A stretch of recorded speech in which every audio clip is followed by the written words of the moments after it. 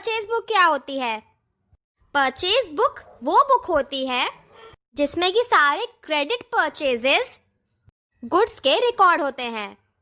मतलब ये cash transaction record नहीं करता परचेज के, ये तभी रिकॉर्ड करता है जब हम क्रेडिट में यानी कि उधारी में परचेज करते हैं गुड्स। हम जब परचेज बुक बनाते हैं तो हमको जर्नल में परचेज की एंट्री नहीं करनी पड़ती, मतलब क्रेडिट परचेज की, और कैश परचेज की भी नहीं करनी पड़ती, क्योंकि कैश परचेज कहाँ जाता है? कैश बुक में। सारे कैश ट्रांजैक्शन तो हमने कैश बुक में निपटा दिए। अब जो उधारी की परचेज होती है वो हम परचेज बुक में निपटाते हैं। अब मान लो आप असेट्स खरीदते हो, गुड्स के अलावा जो असेट्स होते हैं वो सब कहाँ जाते हैं? अगर हम क्रेडिट पे खरीद रहे हैं, मतलब कि उधारी में खरीद रहे हैं, तो वो जर्नल प्रॉपर में जाते हैं, क्योंकि जर्नल प्रॉपर में क्या जाता है? जो भी कुछ बाकी बुक्स में नहीं आया वो जर्नल प्रॉपर में जाता है। और अगर हम असेट्स जो कि गुड्स नहीं है, उसके अलावा जो असेट्स होते हैं गुड्स के अलावा, वो हम कैश में खरीदते हैं, तो वो किस में जाते हैं? कैश बुक में। जर्नल और जर्नल प्रॉपर डिफरेंट होता है। हम इसके बारे में एक वीडियो बनाएंगे, आप वो देखिएगा, आपको समझ में आएगा क्या डिफरेंस है। ठीक है भाई, तो क्या समझ में आया? परचेज बुक क्या रिकॉर्ड करती है? सिर्फ परचेज ऑफ गुड्स जो कि हमने उधार पे खरीदे हैं। इसमें 3 चीजें ध्यान देनी है।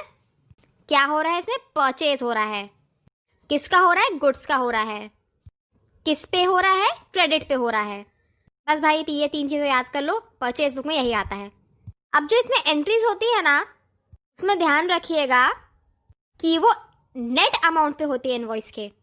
इनवॉइस तो अपना कुछ भी हो सकता है, बिल वगैरह जो भी है, तो उसमें जो नेट अमाउंट रहता है उस पे अपन को एंट्री करनी है परचेज बुक पे।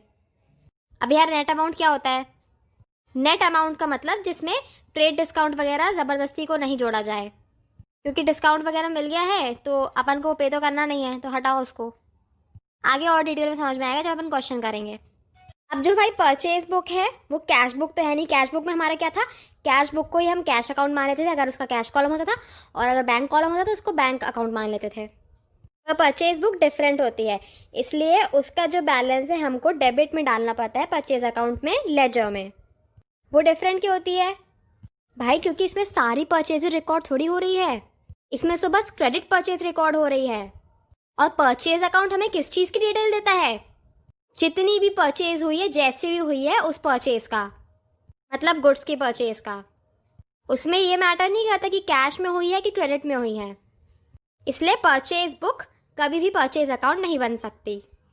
तो हम क्या है, परचेज बुक का बैलेंस जो रहता है लास्ट में उसको ट्रांसफर कर देते हैं कहाँ पे? परचेज अकाउंट में, हर महीने। और अगर ट्रांजैक्शंस बहुत ज़्यादा हो रहे हैं तो अपनी कन्वीनियंस के हिसाब से कभी भी ट्रांसफर कर सकते हैं, जैसे 15 दिन में, एक हफ्ते में, या फिर बहुत ही ज़्यादा ट्रांजैक्शन है तो एक दिन में भी ट्रांसफर कर सकते हैं, जैसा मन करे, कन्वीनियंस के हिसाब से है। नॉर्मली तो 1 मंथ में ही होता है।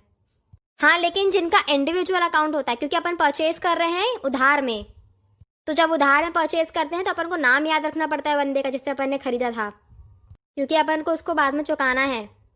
इसलिए अपन क्या करते हैं, उसके नाम से एक अकाउंट बनाते हैं, और लेजर अकाउंट उनके इंडिविजुअल बनते हैं, जिसमें अपन को टाइम टू टाइम, मतलब जिस दिन हो रहा है उसी दिन एंट्री करनी पड़ती है, ताकि कुछ गड़बड़ ना हो, क्योंकि अपन कहीं और रिकॉर्ड तो मेंटेन कर नहीं रहे हैं। अब परचेज बुक में अपन क्या है, मंथली उसको ट्रांसफर कर सकते हैं, क्योंकि अपन परचेज बुक में तो रिकॉर्ड कर रहे हैं ना।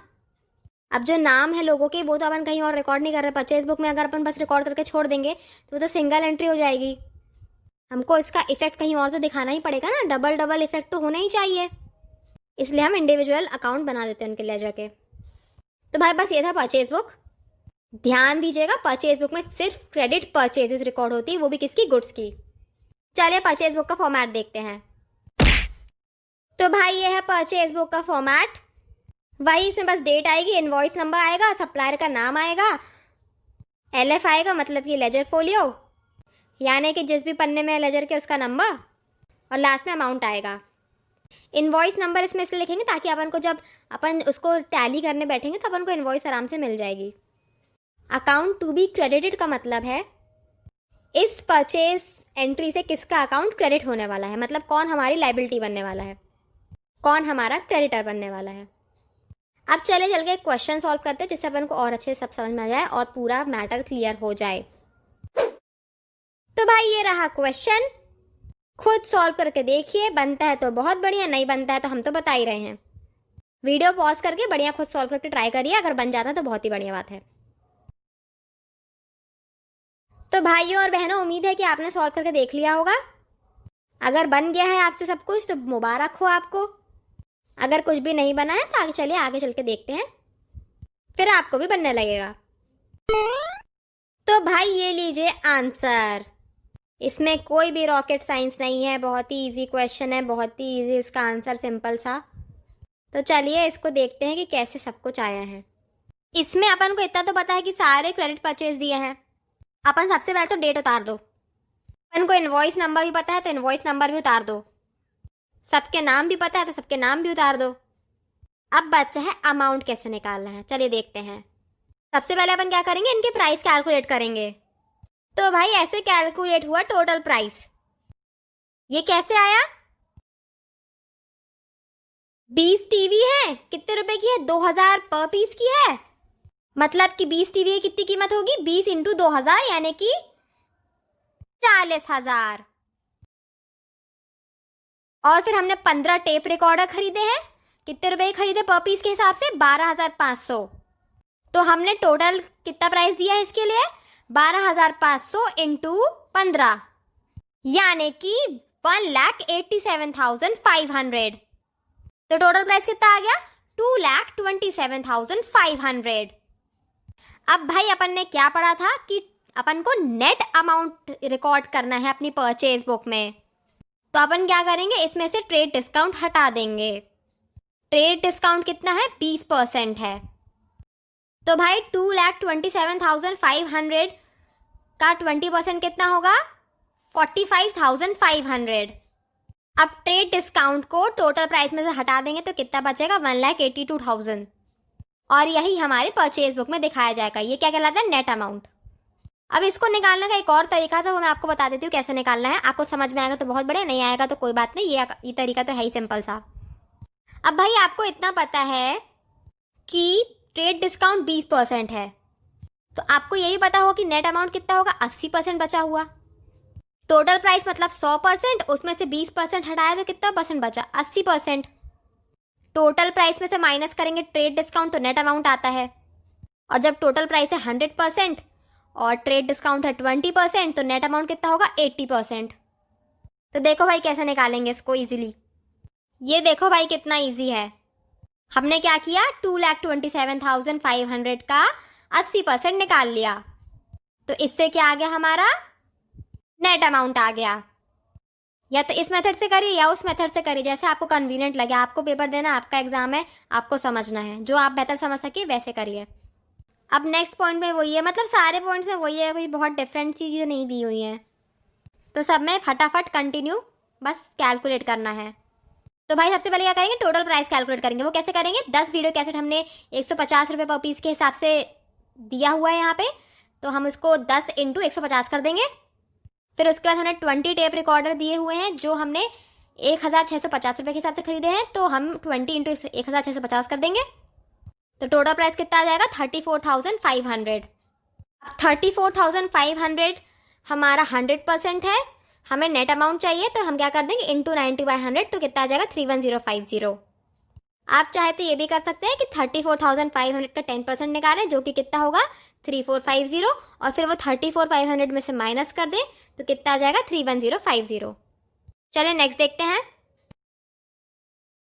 इस पॉइंट में क्या है? हमने 15 नॉर्दर्न स्टीरियोज खरीदे हैं 4,000 रुपये पर पीस के हिसाब से। तो हमने कर दिया 15 इंटू 4,000। अब हमने क्या खरीदा है? और 20 नॉर्दर्न कलर टीवी 14,500 रुपये पर पीस के हिसाब से। तो दोनों को मल्टीप्लाई कर दिया। टोटल प्राइस कितना आया? 3,50,000। पर भाई हमको इसमें रिकॉर्ड क्या करना है? Net amount. तो हम अब निकालेंगे नेट अमाउंट। हमने टोटल प्राइस निकाल लिया, अब हमें नेट अमाउंट निकालने के लिए क्या करना पड़ेगा? हम 3,50,000 का 12.5% निकालेंगे, फिर उसको उससे माइनस करेंगे तो हमारा आ जाएगा ट्रेड डिस्काउंट। फिर हम 3,50,000 में से ट्रेड डिस्काउंट माइनस कर देंगे।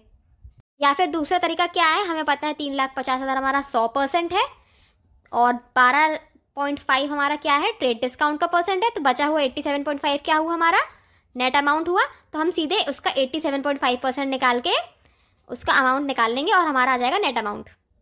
चलिए आगे बढ़ते हैं। तो भाई हमने यहाँ पे क्या लिया है, 10 पीस क्या लिया है, मिनी साइज टीवी। 1,000 रुपये पर पीस के हिसाब से लिया है, तो 10 इंटू 1,000। फिर उसके बाद 5 कलर टीवी ली है 12,500 पर पीस के हिसाब से, तो 5 इंटू 12,500। हमारा टोटल क्या जाएगा, टोटल प्राइस 72,500। अब ट्रेड डिस्काउंट हमको 20% का मिला है, तो हम 72,500 का 20% निकाल के उसमें से माइनस कर देंगे 72,500 में से, तो हमारा कितना आ जाएगा, 58,000। या हम चाहे तो ऐसा भी कर सकते हैं कि 72,500 हमारा टोटल प्राइस है, यानी कि 100% है, हमें नेट अमाउंट निकालना है, तो हम सीधे उसका 80% निकाल लेंगे, तो हमारा नेट अमाउंट आ जाएगा 58,000। अब हमने अगला क्या लिया है, हमने लिया है 20 वीडियो कैसेट 150 रुपये पर पीस के हिसाब से, तो 20 इंटू 150 कर देंगे। फिर हमने क्या लिया, 25 टेप रिकॉर्डर 1,600 रुपये पर पीस के हिसाब से, दोनों को इंटू कर देंगे, तो हमारा टोटल प्राइस क्या आ जाएगा, 43,000। फिर हमारा 43,000 100% है, मतलब कि टोटल प्राइस है। हमें क्या निकालना है, नेट अमाउंट। तो नेट अमाउंट हमारे निकालने के लिए उसका 90% ले लेंगे, तो हमें नेट अमाउंट मिल जाएगा। या फिर हम चाहे तो 43,000 का ट्रेड डिस्काउंट निकालेंगे, जो कि क्या होगा, 4,300, और 43,000 में से 4,300 माइनस कर देंगे, तो हमारा आ जाएगा नेट अमाउंट। अब चलिए देखते हैं इनका बाकी अकाउंट्स में क्या इफेक्ट पड़ेगा। देखो भाई क्या हो रहा है, सबसे पहली परचेज हमने क्या करी थी, नीमा इलेक्ट्रॉनिक्स से करी थी। कितने की करी थी, 1,82,000 की। नीमा इलेक्ट्रॉनिक्स के अकाउंट में हमने क्रेडिट साइड लिख दिया है परचेज के नाम से 4 अगस्त को 1,82,000। क्रेडिट साइड क्यों लिखा है, क्योंकि हमारी नीमा इलेक्ट्रॉनिक्स क्या है, लाइबिलिटी, हमको उसको पैसे चुकाने हैं बाद में, और जब लाइबिलिटी आती है या बढ़ती है तो हम उसे क्रेडिट साइड में लिखते हैं। अब देखो अगला क्या, हमने पवन इलेक्ट्रॉनिक्स से खरीदा था, तो हमने देखो पवन इलेक्ट्रॉनिक्स के अकाउंट में 10 अगस्त का परचेज लिख दिया है, और परचेज हम नेट अमाउंट ही लिख रहे हैं, क्योंकि भाई जब उसने डिस्काउंट दे दिया है तो हम उसको डिस्काउंट के पैसे थोड़ी देंगे। जब डिस्काउंट दे दिया है तो जो डिस्काउंट के बाद का पैसा है वही हमें चुकाना है, इसलिए हम उनके अकाउंट में वही पैसा लिख रहे हैं जो हमको चुकाना है। यहाँ पर अननेसेसरी हम डिस्काउंट दिखा गए तो कुछ करेंगे नहीं, उसको हटाओ, इसलिए उसको फेंको गड्ढे में। अब हमारा नेक्स्ट क्या है, हमने नॉर्दर्न इलेक्ट्रॉनिक्स से खरीदा था 18 अगस्त को, और हमने अमाउंट पहले निकाली, तो हमने अमाउंट उठा के उसको फिर से लिख दिया है, नेट अमाउंट लिखा है। अब 26 अगस्त को हमने फिर से नीमा इलेक्ट्रॉनिक्स से खरीदा, इसलिए नीमा इलेक्ट्रॉनिक्स के अकाउंट में क्रेडिट साइड में हमने उतना अमाउंट लिख दिया जितना आना था। फिर अगला क्या है भाई, अगला है हमने फिर से पवन इलेक्ट्रॉनिक्स से खरीदा, तो हमने पवन इलेक्ट्रॉनिक्स के अकाउंट में क्रेडिट साइड में लिख दिया परचेज डेट डाल के जितना आना था। हमने यहाँ रेगुलर पोस्टिंग करी कि यहाँ रेगुलरिटी बनाना जरूरी है ताकि कुछ भी इधर उधर ना हो जाए। अब देखो परचेज अकाउंट में क्या आ रहा है, परचेज अकाउंट में हमने मंथ के एंड में क्या लिख दिया, हमने मंथ के एंड में लिख दिया sundries as per purchases journal. मतलब कि अलग अलग जो भी परचेजेस हैं, सन्ड्रीज का मतलब विविध होता है, अलग अलग, परचेज जर्नल के हिसाब से उसका बैलेंस ये है। और बैलेंस कैसे आया इसका, जितना भी नेट अमाउंट था सबका हमने टोटल करा और हमारा टोटल ये आया। बस भाई यहाँ होती है परचेज बुक की कहानी खत्म। अब हमने लेजर फोलियो और जर्नल फोलियो में कुछ भी नहीं लिखा है, क्योंकि हमें पन्ने का नंबर ही नहीं पता, तो कैसे लिखेंगे। अब जब वो प्रैक्टिकली होता होगा तो पन्ने का नंबर उसमें होता होगा, तो उसमें लोग लिखते होंगे। तो भाई यहाँ खत्म होती है परचेज बुक। और अगर आपको कुछ समझ में ना आया हो तो पक्का पूछिएगा कमेंट में। कुछ भी पॉइंट ऐसा लगेगा छूट गया हो या फिर कुछ भी मिस हो गया हो तो पक्का पूछिएगा। वीडियो अच्छी लगी हो, कुछ समझ में आया हो तो ज़रूर लाइक करिएगा, सब्सक्राइब करिएगा और शेयर भी करिएगा। और अंत में थैंक्स फॉर वॉचिंग।